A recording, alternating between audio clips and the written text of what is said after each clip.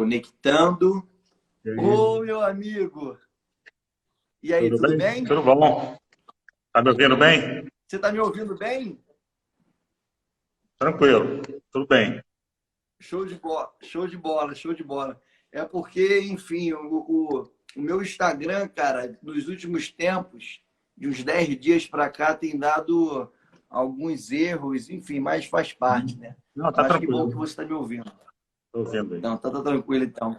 Ó, primeiro eu quero te pedir desculpas pelo atraso, porque nós fechamos 9h20, né? Só que eu acabei de fazer uma reunião e aí já saí nas pressas, fui só beber uma água para Não, sem voltar aqui problema, para nossa live, sem tá bom? problema. Tranquilo. Então tá tranquilo. Meu amigo, obrigado, tá? Primeiro, por você ter aceitado, colocado um pouquinho aí do seu investimento, investindo um pouquinho do seu tempo para falar aqui Né? dessa nossa querida e amada Zona Oeste, né? E falar também da sua trajetória, da sua vida. Com certeza tem muito o que nos agregar aqui, né? E fazer a gente refletir também. Então, muito obrigado, tá? Não, eu que agradeço, Felipe. Muito obrigado. Sempre bom falar de Campo Grande, da Zona Oeste. E dar boa noite a todo mundo que está assistindo a gente agora aí. Show de bola. Tem uma galera aqui, ó. Salve, André, e vamos que vamos. Então, meu amigo, ó, deixa eu apresentar para quem está chegando a partir dos teus seguidores, né? As pessoas que já te seguem, enfim. Esse aqui é o Siri na Live. A gente está fazendo desde do meado de março, né, até agora, toda segunda, quarta, quinta e sexta. E agora sábado também, desde a semana passada, para justamente refletir, né, sobre os mais variados temas, focado muito na Zona Oeste sempre, mas em vários momentos também a gente fala sobre, enfim, psicologia, evangelho, religião, né? Tem de tudo aqui e a gente vai refletindo nesse momento de pandemia, até mesmo para a gente, por conta antes da pandemia, né, que a gente sabia que as coisas estavam ali, as desigualdades Verdade. sempre estiveram aí, né, e nessa pandemia está cada vez mais latente, então a gente fala bastante sobre isso também, para as pessoas refletirem e ter no pós-pandemia, está Sim. encarnado ali também para essa preocupação, né? Então, um pouco esse é o sentido aqui do Siri na Live. Então, mais Aham. uma vez, te agradecendo. E aí, meu irmão, deixa eu lhe falar. Aqui está o meu computador.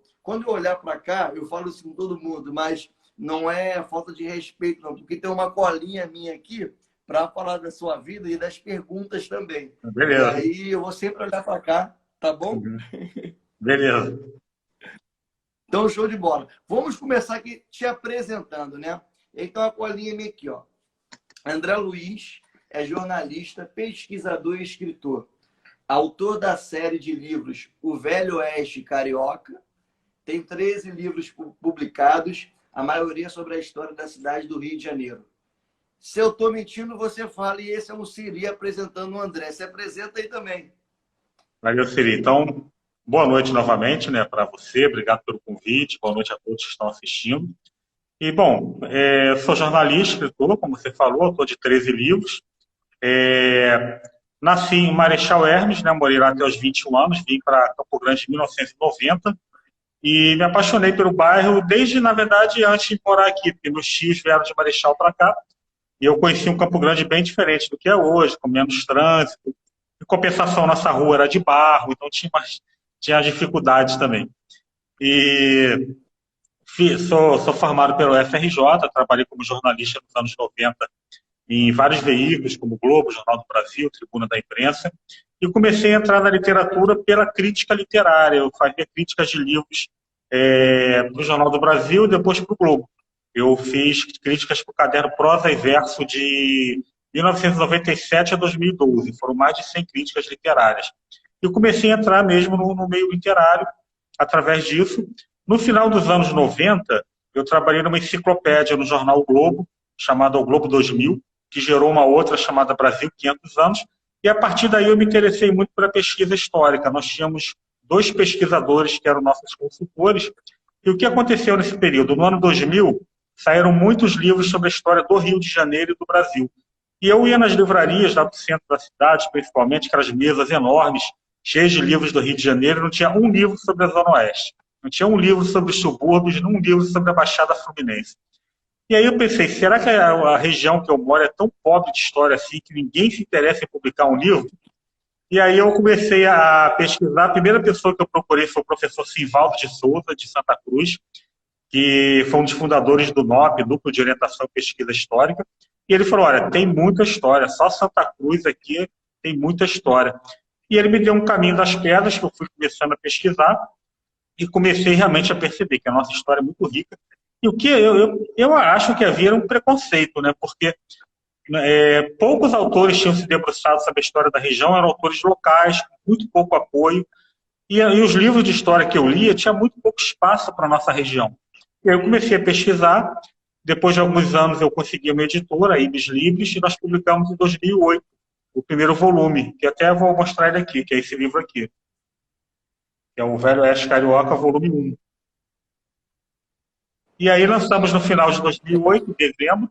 Tivemos um retorno muito bom, eu dei entrevista para vários lugares, vários veículos, até para o saudoso Ricardo Boechat.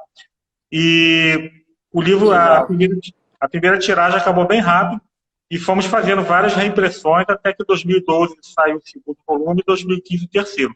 E essa trilogia, até hoje, ela é muito bem vendida, não só aqui na Zona Oeste, mas em outros lugares, né, da cidade do Rio, outros estados, inclusive, mostrando que realmente a nossa história tinha muita coisa para ser contada.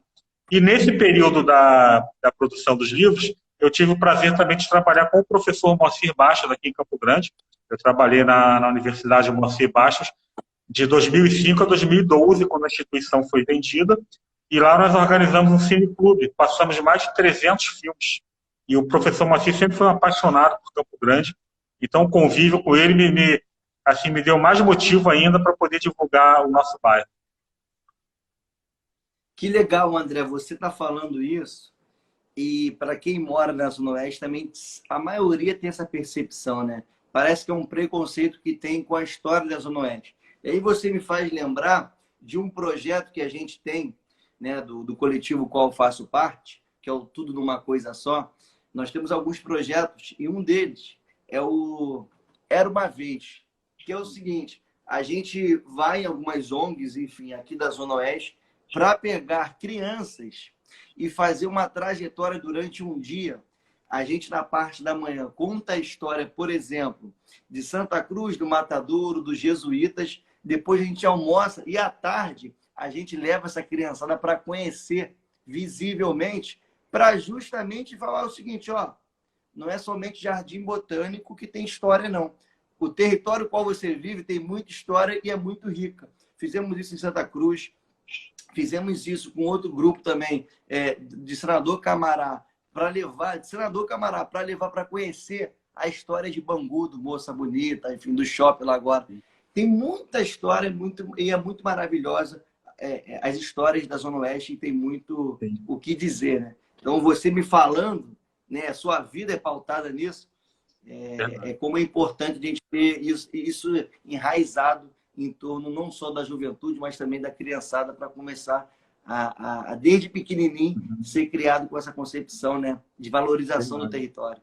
Verdade, você falando dos coletivos é interessante, porque quando eu comecei as pesquisas, não se falava da história da nossa região. E hoje, 20 anos depois, eu vejo não só vários coletivos atuando aqui pela cultura e pela memória local, eu vejo também roteiros históricos sendo feitos nos nossos bairros. A Deca Cerejo, do Rio de Coração Puro, faz roteiros em Campo Grande, em outros bairros. O Júnior Cardoso também. Tem vários guias trabalhando hoje na nossa região. Tem o Ecomuseu de Sepetiba, tem a Camempa, que é a Casa da Memória Paciente, o professor Isla, Guaracia, Dinaldir. Então, tem muita gente hoje se mobilizando pela história local. E mais duas coisas que eu presto atenção hoje. Muitos estudantes me procuram. Toda semana tem pelo menos um estudante universitário me procurando, fazendo uma monografia com algum aspecto histórico de um bairro da Zona Oeste. Então, é a nossa história local entrando na academia, que é muito importante. Isso não era valorizado até o início dos anos 2000. E outra coisa que eu acho mais importante ainda, já que você falou dos jovens, tem muitos diretores e professores hoje de escolas públicas que incentivam o estudo da história do seu bairro. Então, constantemente eu sou chamado para conversar com estudantes, e eles fazem trabalhos, fazem exposições, eles têm muito interesse em conhecer a história do bairro, eles entrevistam os moradores mais antigos das ruas. Isso não acontecia antes. Tinha alguns professores que chegavam para mim e falavam, poxa, eu até quero fazer um trabalho aqui na escola, mas o diretor falou que essa matéria não cai no Enem, aí é complicado. Mas hoje não. Hoje eu já vejo que há um interesse até dos diretores, das diretoras, de fazer esse trabalho. Eles estão reconhecendo que se você entender a história do seu bairro, você vai se interessar pela história do Brasil.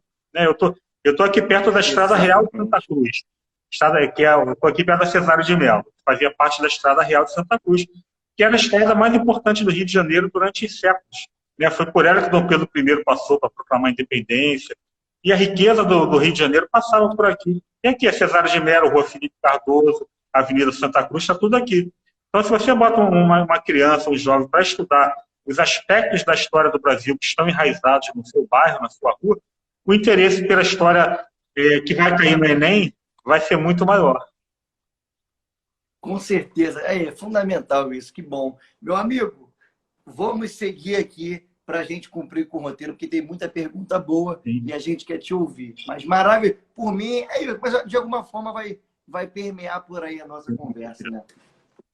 Tem uma coisa que é fundamental, que é sempre a nossa primeira pergunta aqui, que eu pergunto para todo mundo, que de alguma forma você já colocou. Mas eu gostaria de saber o seguinte: de que forma foi esse seu início que você teve a vontade para ser jornalista? Como é que foi isso? Teve algum ponto específico? Teve alguma influência de alguém? Enfim, conta um pouquinho para a gente dessa sua trajetória de ser jornalista e também para contar, né, a história da sua região. Tá legal.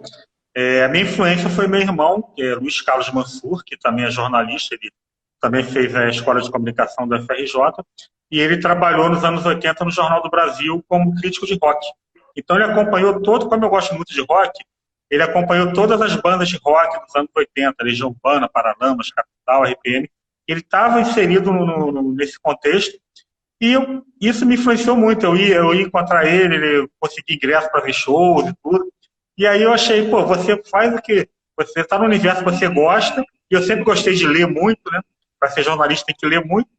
E eu gostei, achei, poxa, eu posso escolher uma profissão que eu vou ler, escrever e botar no ambiente que eu gosto. E aí foi que eu me interessei em fazer jornalismo. Meu irmão hoje mora em Portugal já há muitos anos, ele virou professor universitário. Mas quando eu entrei para a faculdade, eu achei que ia seguir o caminho da música, mas na verdade eu acabei indo para a literatura. Porque logo no primeiro período, eu tínhamos um grupo de amigos lá, e a gente fazia pequenos textos, né, falando de situações da faculdade. Eu lembro que na época o bandejão estava parado, ia e voltava, né, toda hora. Era entrando no governo Collor, era meio complicado. E aí eu fiz um texto bem humorístico, falando da lenda do bandejão, de fantasmas de estudantes que tinham lá com as bandejas vazias, e todo mundo gostou. E eu comecei a buscar fazer pequenas crônicas, textos de humor. Então o jornalismo ele acabou me ajudando a entrar para a literatura. E quando eu entrei para a Tribuna da Imprensa, meu primeiro emprego, era um caderno de automóvel e turismo. Até hoje eu não sei dirigir, mas gosto de viajar um pouco pelo interior do Rio. Mas ali tinha um caderno de cultura, que era o Tribuna Bis. Então, ali que eu comecei a fazer as críticas literárias. Então, é interessante que você vai por um caminho, que é um caminho legal, mas você acaba indo para outro. Né? Mas todos eles ligados ao texto, todos eles ligados à palavra, à literatura. Quem quer fazer jornalismo, eu aconselho, tem que ler muito, tem que ler até bula de remédio. Tem que ler muito para escrever muito e pensar claro, né? Tem essa sinergia aí, né? Aliás, já só um adendo, né? O jornalismo me ajudou muito nos livros de história, porque há assim, não digo um problema, mas às vezes tem um ranço de historiadores da academia com jornalistas que escrevem livros de história. Mas, na verdade, cada um está na sua seara, cada um está no seu caminho, um está atrapalhando o outro. Tem muitos livros, muita gente lê livros de história escritos por jornalistas e se sente estimulado a fazer uma faculdade de história, entrar para a academia. Isso acontece com os meus livros. Mas o jornalismo me ajudou, primeiro, a ter respeito pelas fontes. Um bom jornalista tem que respeitar as fontes, tem que ser honesto com as fontes de apuração da matéria. A mesma coisa o historiador, ele tem que buscar as fontes primárias, secundárias. E outra coisa, o jornalista tem que contextualizar a informação. Ele pode jogar a informação solta ali. Ele tem que contextualizar, fazer analogias, comparações com os dias de hoje. A mesma coisa no livro histórico. Você tem que pegar um assunto do século XVIII e buscar fazer analogias com o tempo de hoje, para as pessoas se situarem, né? Então eu vejo muita... Me ajudou demais o jornalismo a trabalhar a pesquisa histórica. Que bom, que bom, que bom. Aqui, ó, tem um pessoal falando aqui, ó, igual o Laurentino, Lima Sim, Barreto se sentiu representado. grande Lima Barreto. Importante. Verdade. Vamos lá, meu amigo, que bom. É importante colocar, porque no fundo, né, tá todo mundo querendo contar a história, a partir da sua. Enfim, tem tudo ali uma base para contar a história e com um sentimento que está entalado ali, a gente quer mostrar para as pessoas também a partir das suas reflexões. Verdade. Vamos lá.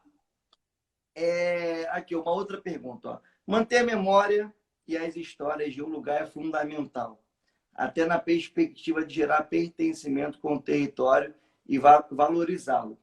Conta pra gente um pouco o que você descobriu pesquisando sobre a história da Zona Oeste e que considera importante de manter vivo, assim. Acho que é isso, adentrar um pouquinho dessa beleza desse momento que você viveu como um pesquisador, né?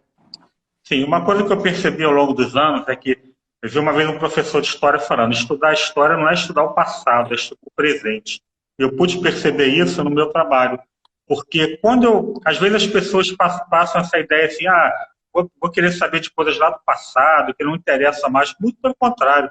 O que a gente vive hoje é totalmente consequência dos fatos históricos do passado, como pessoalmente o que a gente é hoje é consequência da criação que a gente teve, da formação que a gente teve. É a analogia que eu faço. Né?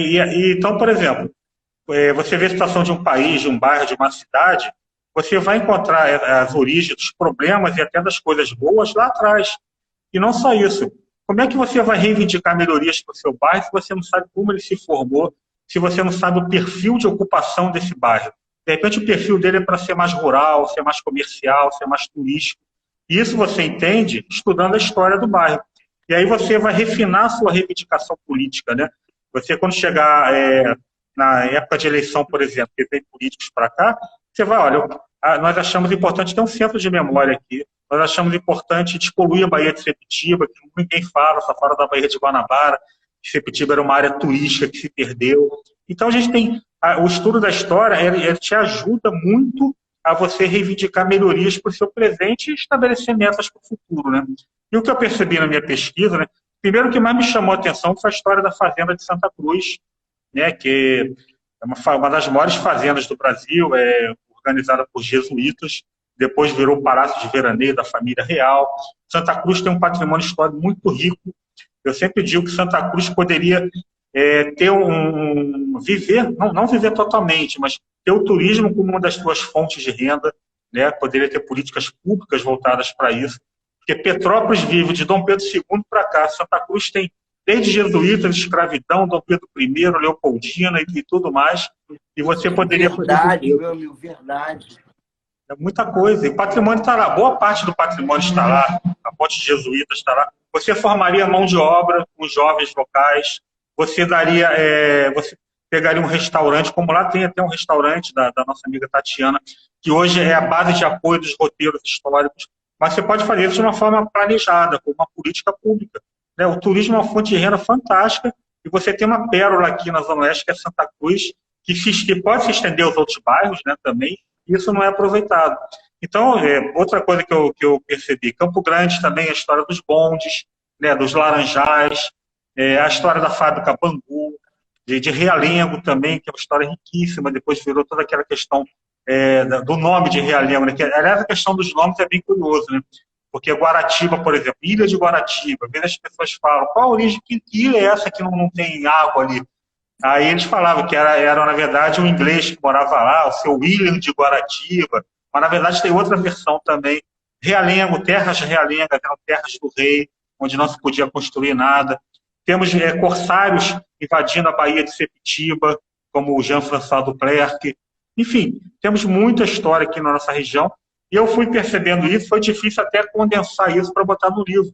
Paciência tem a história da Mariana Eugênia, uma mulher fantástica que administrou uma das maiores fazendas do Rio de Janeiro, da Mata da Paciência, e administrou, foi a primeira pessoa a botar engenho a vapor no Rio de Janeiro. É uma pessoa que é pouco conhecida, né? O pessoal da Camempa lá está resgatando essa história. Então, nós temos muita coisa. Cada bairro aqui da Zona Oeste tem uma história riquíssima. Eu fui me surpreendendo até como morador da Zona Oeste há muito tempo, morador de Campo Grande, fui me surpreendendo em ver como essa história é rica e não era tão contada como deveria. Meu irmão, olha só, eu estou até envergonhado de verdade, por não ter. Enfim, muitos poderiam falar assim, por que tu não falou isso no privado? Mas eu vou falar, eu estou até envergonhado em não ter o seu livro. Esse é meu próximo livro, vai ser o seu, porque eu preciso conhecer, né, assim, mais profundamente a história do lugar que eu tanto reivindico, tanto assim, sei bastante, né, porque a gente vai estudando também, vai conversando com os mais velhos e vai percebendo, vai também vivendo isso tudo, mas foi o que você falou, assim, até mesmo para a compreensão, que isso é uma reflexão que eu faço também, né? Para a compreensão do que eu quero, quanto mais eu compreendo do passado, essa formação que nós tivemos aqui, mais fácil fica para eu caracterizar de como a gente quer daqui para frente se está pautando a Zona Oeste como um todo. Então, assim, estou até constrangido em não ter seu livro, mas vai ser uma aquisição para os próximos dias. Beleza. Que bom, cara. Muito bom te ouvir, de verdade. Assim, muito bom ouvir mesmo, porque é isso, né? Vai ouvindo também, mas você vê que a sua fala, né, tem uma riqueza muito grande. Obrigado. Enfim, que bom te ouvir. Verdade. Vamos lá. Vamos fazer mais perguntas aqui, porque a gente quer te ouvir mais. Vem cá. Você, durante as suas pesquisas, provavelmente descobriu coisas interessantíssimas que fizeram você ver com outros olhos a nossa querida e grande Zona Oeste. Qual foi a história da Zona Oeste que mais te marcou durante as pesquisas? Aquela que você pensou, nossa, teve isso aqui mesmo? Na verdade tem duas, né? Essa da Fazenda de Santa Cruz, que realmente é uma história que começa lá no final do século XVI, né? E vai se estendendo até o final do século XIX, porque a Fazenda de Santa Cruz, ela chegou a atingir até Vassouras, né? Ela pegou toda a região, a boa parte da região da Costa Verde, São João Marcos, né? Cidade extinta. E ela foi interessante, isso que eu te falei, de você entender o passado para buscar reivindicações para o presente. Lembra quando o Papa Francisco vinha aqui, eu fazia a missa ali em Guaratiba, no Campo Santo, de repente caiu uma chuvarada, inundou tudo. Se tivessem estudado a história da fazenda dos jesuítas, não teriam feito jamais uma missa, programado uma missa para ali. Porque os jesuítas pegaram essa região cheia de alagadiços, cheia de pântanos, mangues, foram estudar na Holanda métodos de drenagem e irrigação. E para tornar essa região, essa fazenda, uma das mais prósperas do Brasil. A ponte dos jesuítas está lá até hoje. É um monumento histórico importantíssimo, é uma ponte represa. É uma ponte represa. Tinha várias que eles construíram aqui. E depois eles foram expulsos. Dom João chega em 1808 e se encanta por Santa Cruz. Ele faz da fazenda o palácio de veraneio dele. Várias situações acontecem aqui. Dom Pedro I e Leopoldina se casam aqui. O processo de independência do Brasil passa muito por Santa Cruz. José Bonifácio chega ao Rio de Janeiro vindo de Santos para Sepitiba. E aí outra questão que eu coloco muito, que é do transporte. A gente tem um transporte hoje muito ruim de ônibus na Zona Oeste, e nós tivemos transporte de trem até Mangaratiba, que era o antigo ramal de Angra, o trem Macaquinho. Nós tivemos bonde aqui em Campo Grande, até Pedra de Guaratiba, até Ilha de Guaratiba, não tem mais.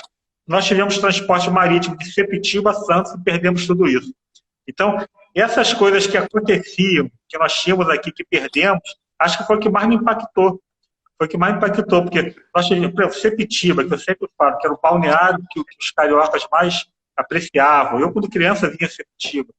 Era um turismo que dava emprego e renda para pescadores, para donos de casas, para barqueiros, para a gastronomia. E isso tudo se perdeu com o porto. E essa foi uma história que me chamou muita atenção. O porto de Sepitiba, ele foi construído no final dos anos 70, e um deputado aqui de Campo Grande, o Dr. Dilson de Alvarenga Menezes, denunciou que a dragagem do porto foi muito mal feita. A dragagem do porto era para ter sido feita até alto mar, né, levando os dejetos até alto mar, mas não foi feito assim. Então os dejetos voltaram e começou a poluição da Baía de Sepitiba.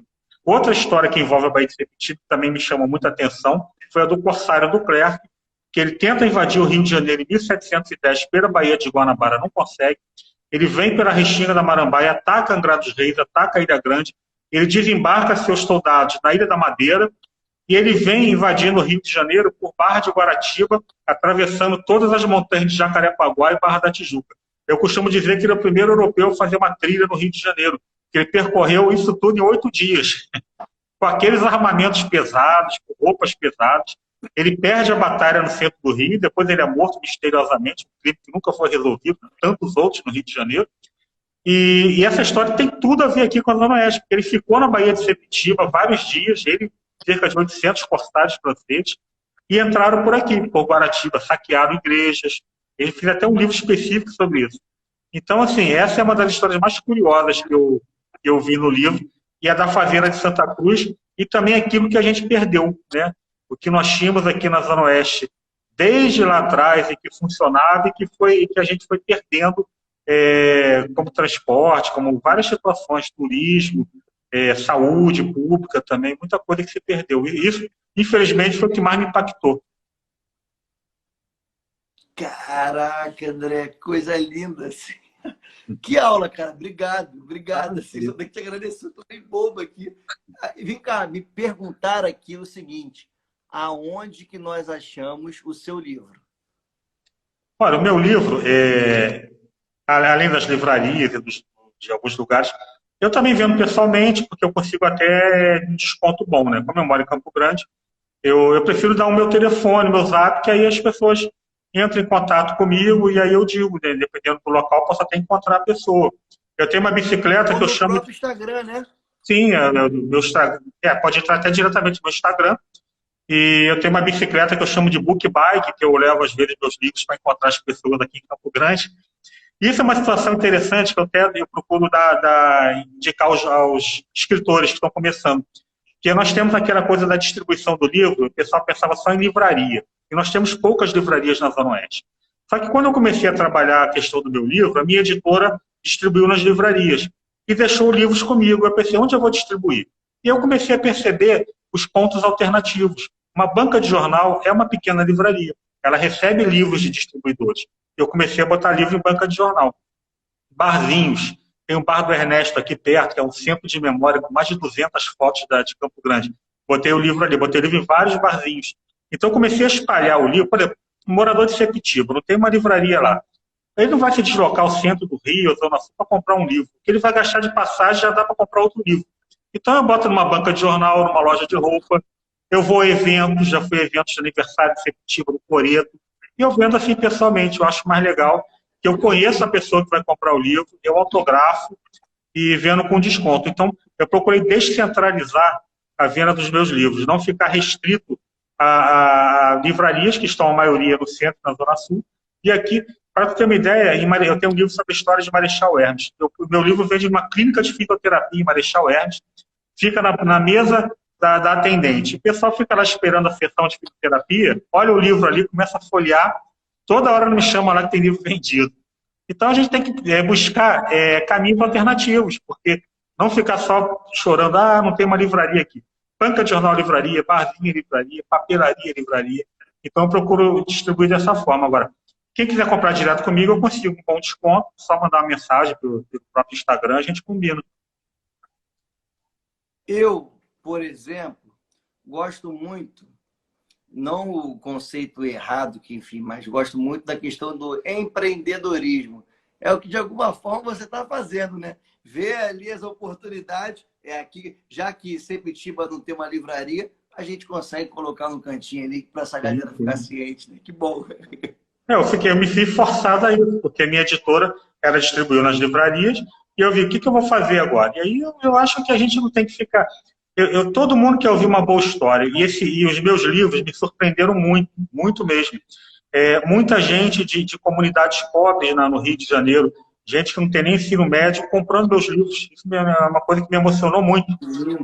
Quando você leva o livro para a pessoa, nas escolas que eu fui, as crianças que não tinham nenhum hábito de leitura em casa, chegavam para mim e pediam para autografar o caderno delas. E aí o professor falava, na minha época a escritora era só Machado de Assis, era Clarice Lispector, vocês têm um escritor aqui perto de vocês. E eu percebia o interesse que eles tinham pela literatura. Então, a gente fica só falando, o brasileiro não lê. O brasileiro lê sim. Você tem que fazer o livro chegar até ele e tem que fazer ele se sentir incentivado a ler. Achar que aquilo é uma história. todo mundo gosta de ouvir uma boa história e se sente, muitas vezes, se sente representado nela. Ó, quando você falou que as crianças, né, começaram a gostar de ouvir o seu livro também, que foi impactante para você, a minha matéria preferida na escola sempre foi história. E aí você foi contando as histórias aí, eu fiquei assim, ó, conta mais, conta mais, conta mais. Eu sempre amei história, essa coisa. E ó, já vou falando aqui, hein? Prepara um bom desconto aqui, está no meio de uma pandemia, porque eu vou comprar esse livro. Com certeza, eu vou Já separar estou logo. colocando aqui, eu vou comprar esse livro para quando acabar. Quando acabar, não. Eu quero um livro e aí já prepara um bom desconto aí para, enfim, até o final de semana a gente marcar aí Com rapidinho com certeza, máscara, tudinho, com para certeza. eu adquirir essa trilogia aí. E, gente, não é possível. Quem está ouvindo aqui tem que comprar, porque é uma maravilha dessa para contar do nosso território, né?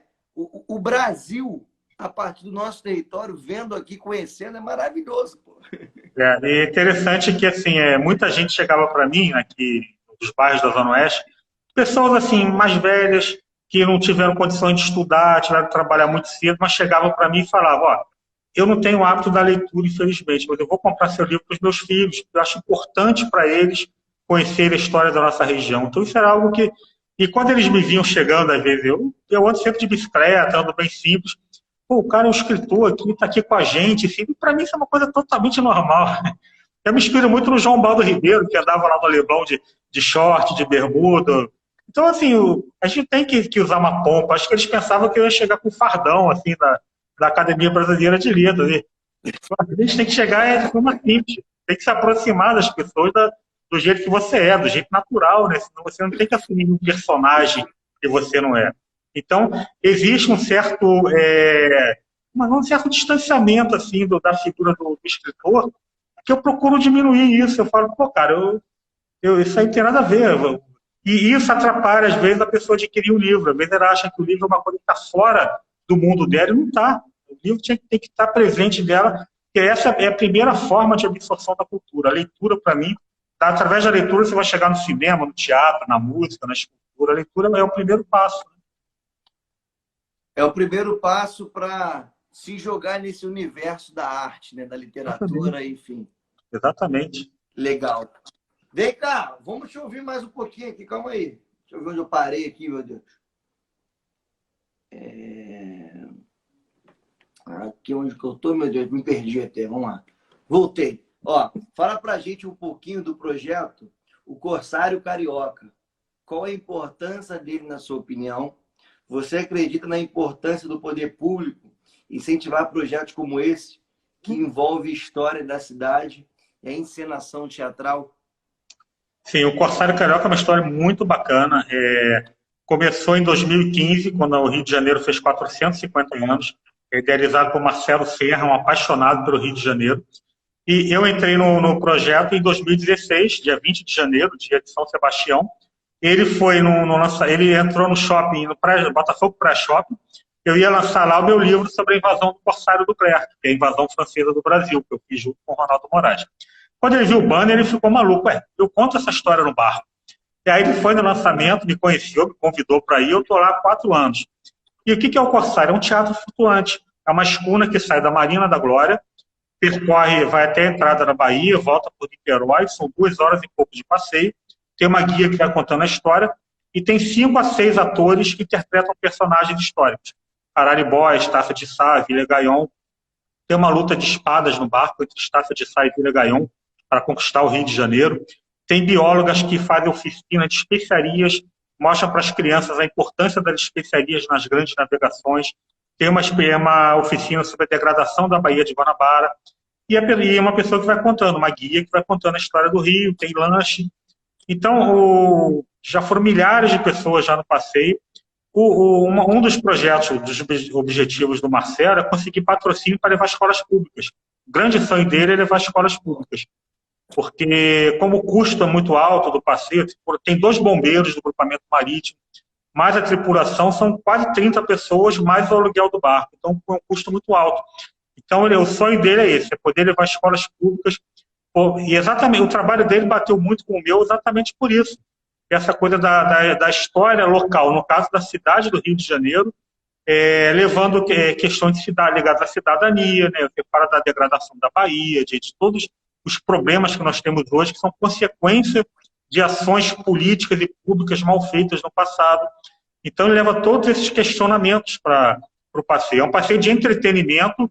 É até engraçado que, às vezes, algumas crianças chegam e falam: poxa, para levar a gente para uma aula de história, sábado de manhã, domingo de manhã. Mas quando eles saem dali, eles estão encantados.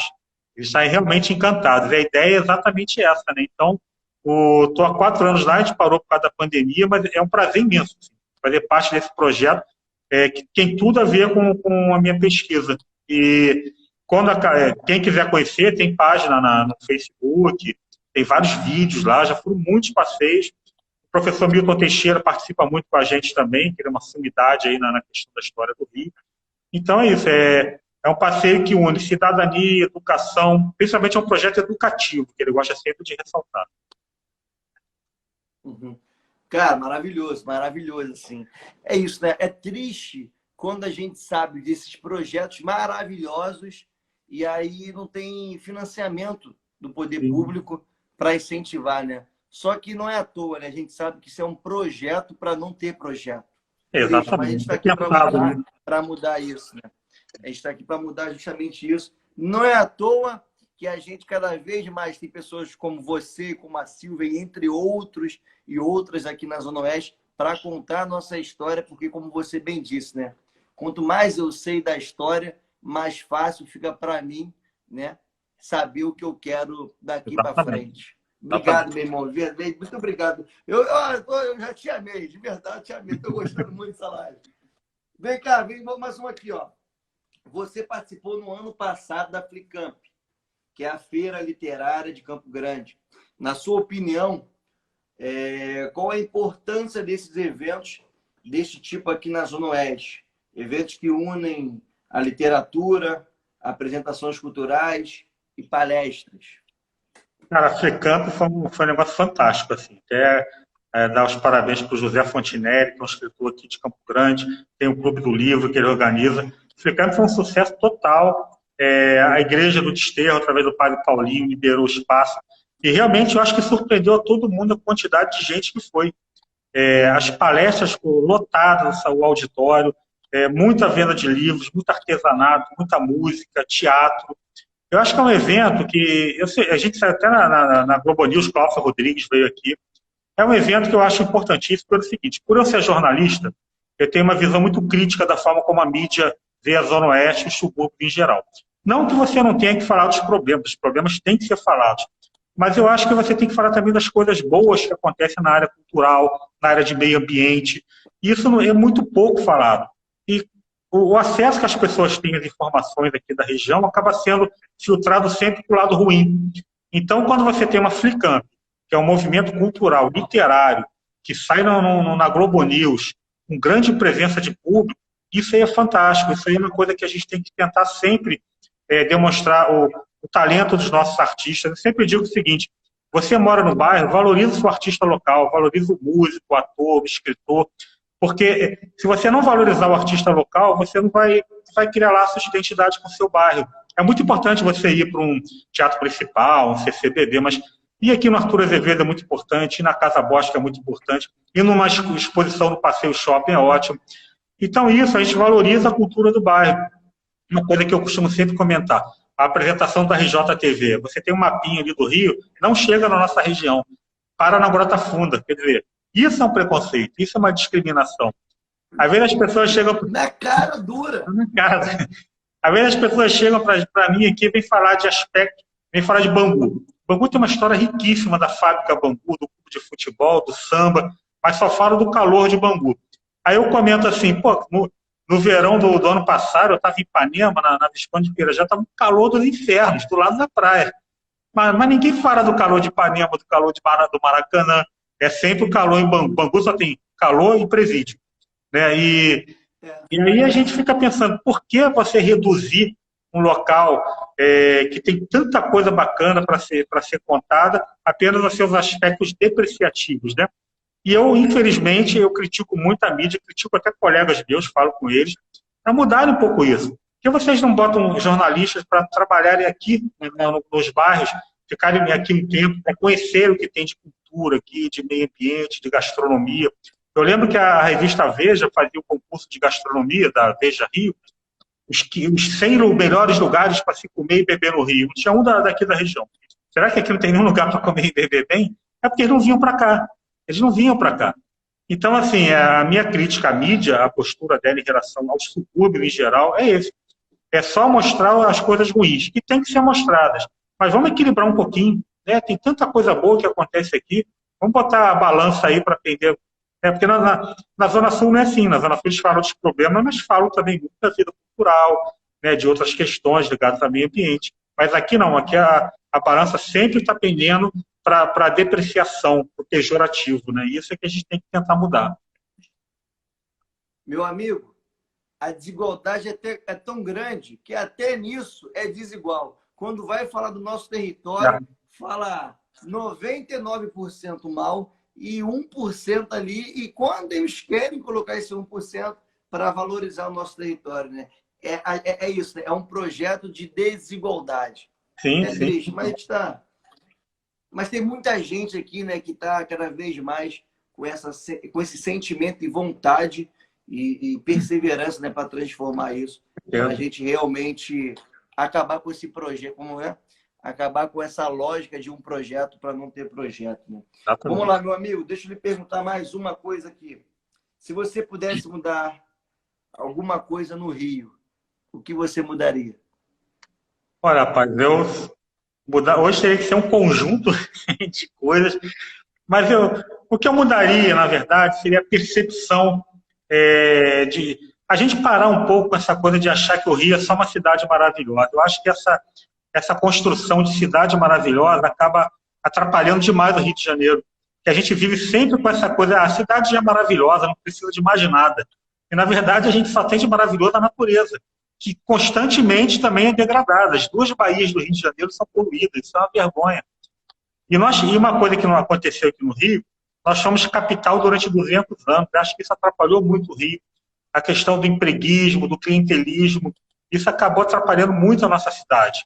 Agora, o que eu acho é a gente, assim, é ter uma união. Por exemplo, o Zoinir Ventura criou o conceito da cidade partida, que é verdadeira. O Rio de Janeiro é muito dividido. Há preconceito de moradores da Zona Sul, não todos, obviamente, com o subúrbio, como tem preconceito também de moradores do subúrbio com a Zona Sul. É uma cidade muito desigual, não só na questão social, mas na percepção da importância dessa cidade para o Brasil. É a cidade mais conhecida no mundo.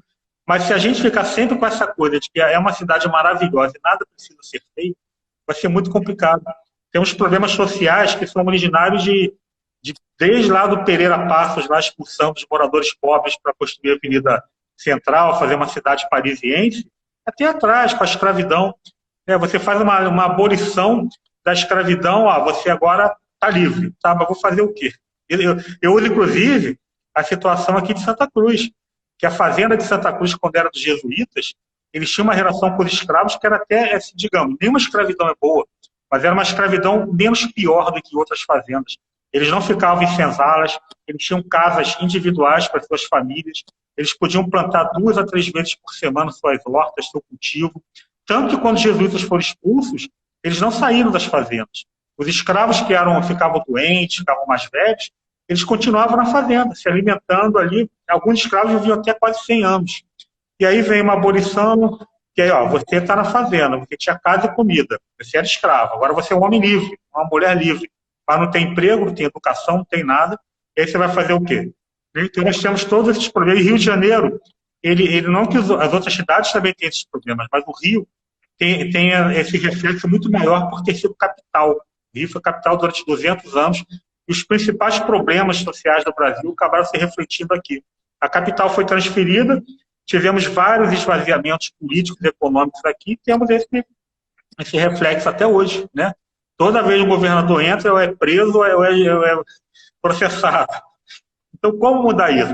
Mas acho que o principal simbolismo para mudar isso é parar de a gente achar que o Rio é apenas uma cidade maravilhosa, uma cidade cheia de problemas e que a gente tem que começar a buscar uma união, uma união principalmente geográfica, né? Acabar com os preconceitos geográficos, sociais, para tentar começar a começar a mudar, né? Porque eu acho que nem eu, acho que nem você vamos ver uma mudança efetiva nessa cidade, porque os problemas são muito complexos. Mas se a gente não começar a entender a percepção do que o Rio de Janeiro representa para o país, do que representou, isso a gente não vai nem começar os trabalhos, né? Sim, sim. E por isso a importância de conhecer a história, né, de cada região, de cada território, e não somente ter essa percepção da cidade maravilhosa, que infelizmente não é, que a gente vive isso, né? Tem muita coisa boa, graças a Deus, Sim, né? sim. Tem muito mais coisa boa do que coisa ruim. Porém, é importante dar visibilidade a essas coisas, essas contradições que nós vivemos e a essas desigualdades, né, meu irmão? Exatamente. Eu acredito muito na força do coletivo. Você falou do coletivo. Eu acho que o Rio de Janeiro hoje tem muitos coletivos atuando, tanto na parte de cultura, na parte de economia doméstica, na parte de agricultura, de tudo.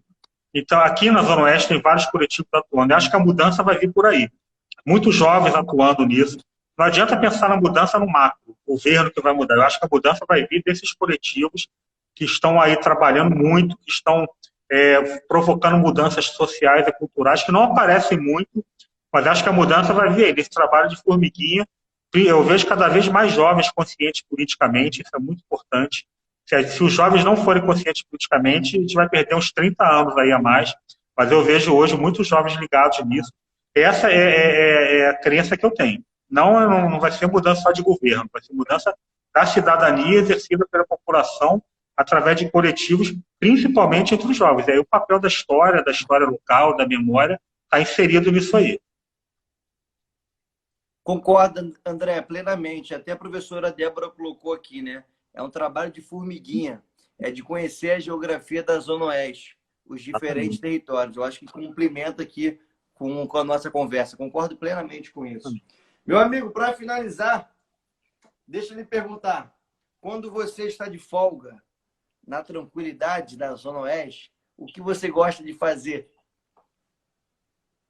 Rapaz, eu gosto de encontrar meus amigos, né? E pode ser no Bar do Ernesto, pode ser na Casa Bosque, pode ser na Pedra de Guaratiba, que eu adoro, tem o chorinho lá, pode ser no Sítio Burle Marx. Eu sei que cada vez mais eu estou ficando, eu estou investindo mais na questão da Zona Oeste, da parte cultural.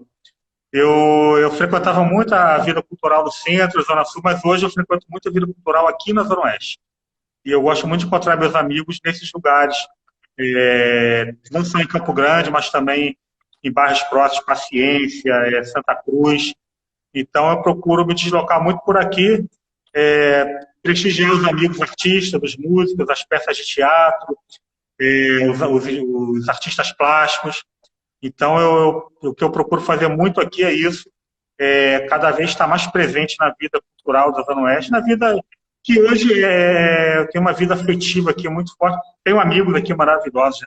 Eu só tenho um primo que mora aqui comigo, minha família está em outros lugares da cidade, mas os amigos que eu tenho aqui hoje, realmente, eu vejo como familiares mesmo. Uma coisa que você constrói ao longo do tempo, que são muitos anos aí cultivando isso, né? Então, é isso mais ou menos que eu faço. Sim, sim. Não, é muito importante, né? Como mesmo você está colocando, você começar a compreender, né? Você já compreende isso há muito tempo. E, no caso, você nos ajuda a compreender o nosso território. É você também perceber todo esse ciclo cultural, né? A gente fala muito sobre equipamentos culturais que faltam, é uma realidade, não é falta de incentivo a projetos, editais e tudo mais, para fazer essa galera que pulsa a cultura do nosso território, mas para fazer também que essa galera viva, né, a partir do seu trabalho, que é a arte, né? Verdade. Mas também compreender isso tudo, você começa a dar mais valorização às pessoas. Vai ver, vai no teatro, ou vai nas lonas, quando tem oportunidade, ou vai no barzinho X, vai no barzinho Y, justamente para privilegiar e sabendo sempre que vai encontrar um ou uma amiga ali para bater um bom papo, né? Sim, e a galera hoje, ela não quer saber de ficar esperando muito a coisa institucional, não. A galera, às vezes, vai para um espaço ali, para um sítio, aluga ali, faz uma feira de artesanato, faz uma apresentação teatral, isso que eu acho legal. A galera tá, principalmente essa juventude, está tomando muita iniciativa. Acho isso muito bacana. O maneiro é isso, assim, eu vejo isso muito também no nosso coletivo, né? É essa percepção de, já que o poder público não faz, nós vamos fazer. Ao mesmo tempo, essa consciência vai sendo ampliada, dizendo, olha só, eu vou fazer sim, porém, eu pago imposto, o poder público tem que agir aqui no meu território e não pode ter essa desigualdade tão grande. Então, vou lutar também pelos meus direitos, porque eu quero o poder público fazendo políticas públicas no nosso território, né? Sim, uma coisa puxa a outra, não tem jeito. Coisa puxa a outra. Sim. Que é isso, né? Aquele contato ali, você vai conversando com um, aí conversa com o André da Vila e começa a enriquecer, né, a percepção do nosso território e você vai buscando até mesmo para fazer, como essa frase ficou muito marcada na minha cabeça, quanto mais a gente conhece nossa história do território, mais fácil fica a busca, né, política, saber o direcionamento político que eu quero ter. Maravilhoso isso, é muito maravilhoso. engraçado. Meu amigo, deixa eu ler aqui, ó, indo para o final, porque está acabando nossa live, infelizmente, gente. Me perdoa, mas infelizmente, conversa boa passa rápido. Antes de perguntar essa aqui, a professora Débora colocou aqui, ó, gente, sigam, que eu acho importante mesmo, sigam o @ né, colocar Oeste Carioca Pesquisa. Eu acho que é importante essa divulgação aí, quem puder colocar, né? Vamos criar um centro cultural em Guaratiba, a Patrícia falando, enfim, ó, a irmã Lacerda colocando, foi ótimo estar com vocês. Obrigado, minha querida. É importante essa conversa aqui com todo mundo também, porque está todo mundo realmente, né, pulsando e querendo as redes, Oeste da gente, exatamente. Deixa eu lhe perguntar, uma indicação de um filme ou uma série, uma música ou um livro? Geral, assim, ou... Você escolhe. Pode ser um só de todos eles, ou se você quiser falando, tá contigo mesmo. Deixa eu... Agora pegou de surpresa aqui. Bora, um filme? Não, vou indicar um livro. Um livro muito importante para a história da Zona Oeste, que não é meu, senão estaria fazendo muita propaganda pessoal. Mas é um livro que eu acho importantíssimo, foi lançado, 2 livros foram lançados recentemente. Um livro sobre a Fazenda Bangu, sobre a Fábrica Bangu, na verdade sobre a Fazenda Bangu, que originou a Fábrica Bangu, do pessoal do Grêmio Literário José Mauro de Vasconcelos, em Bangu. Ia ser lançado na pandemia, eles estão aguardando passar. O pessoal do Paulo Vitor Braga, Benevenuto. Talvez a maior pesquisa feita sobre a história de Bangu. É um livro maravilhoso, cheio de documentos raríssimos. É só procurar depois o pessoal do Museu de Bangu no Facebook. E os 2 Engenhos de Paciência, que foi lançado pelo professor Isla Toledo, Guaraci Rosa e Edinaldo Pereira, que conta essa história da fazenda da Mata da Paciência, como ninguém contou até hoje, que fala de toda aquela região ali de Cosmos, todos os arredores.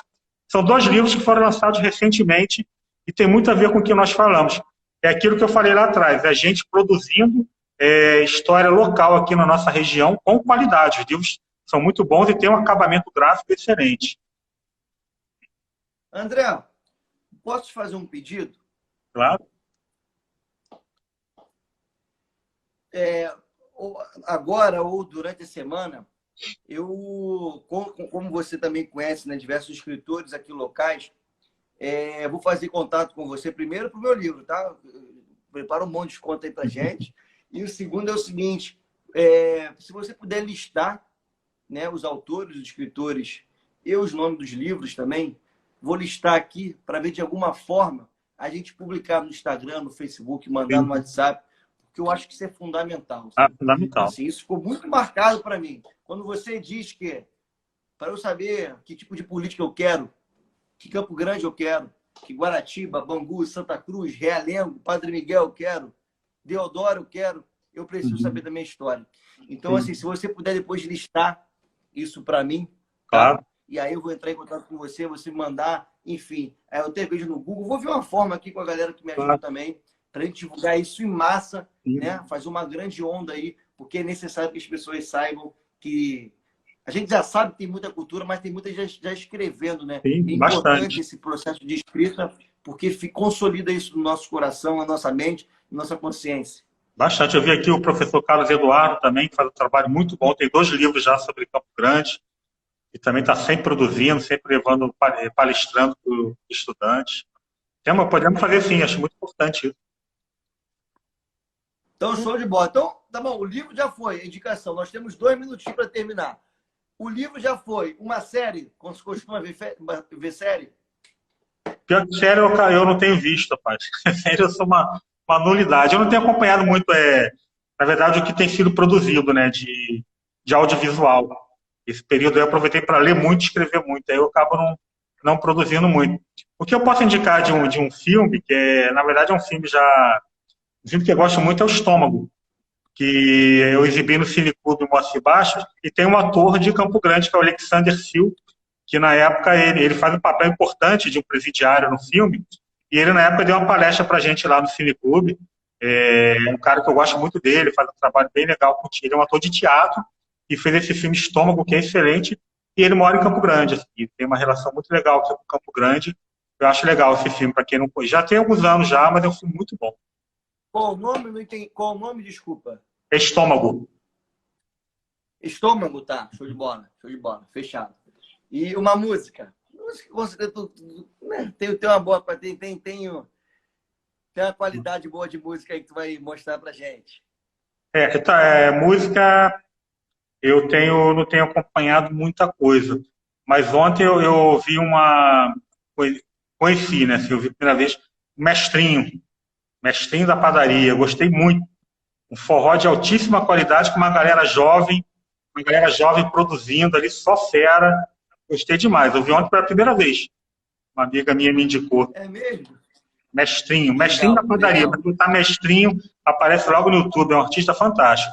Mestrinho da Padaria, gente. É isso. O forró da mais pura qualidade, coisa fina, né, meu amigo? Meu irmão, eu só tenho que te agradecer. Eu amei essa live, eu amei te conhecer assim, enfim, mais profundamente, né? Obrigado por você investir seu tempo aqui de uma forma tão clara, dar essa aula pra gente e dar esse incentivo em cada palavra sua, em cada fala, pra gente conhecer nosso território. E olha só, saiba, de verdade, essa frase ficou eternizada para mim, com certeza para a galera. Quanto mais eu conheço minha história local, com mais facilidade eu tenho para compreender a política que eu quero para o futuro. Né? O que eu quero do meu bairro, eu quero, enfim. Muito obrigado, tá? Nada, eu que agradeço, filho. Agradeço a todo mundo que participou aí. Vi muita gente aí fazendo comentários bacanas. Foi ótimo. Acho que essa tua iniciativa é fantástica. É uma das coisas boas que a gente pode tirar desse período tão difícil. E tem tudo a ver com o meu trabalho e com todo mundo que está aqui assistindo essa hora, porque realmente é algo que tem qualidade e conteúdo. Show de bola. Meu irmão, faltam 35 segundos.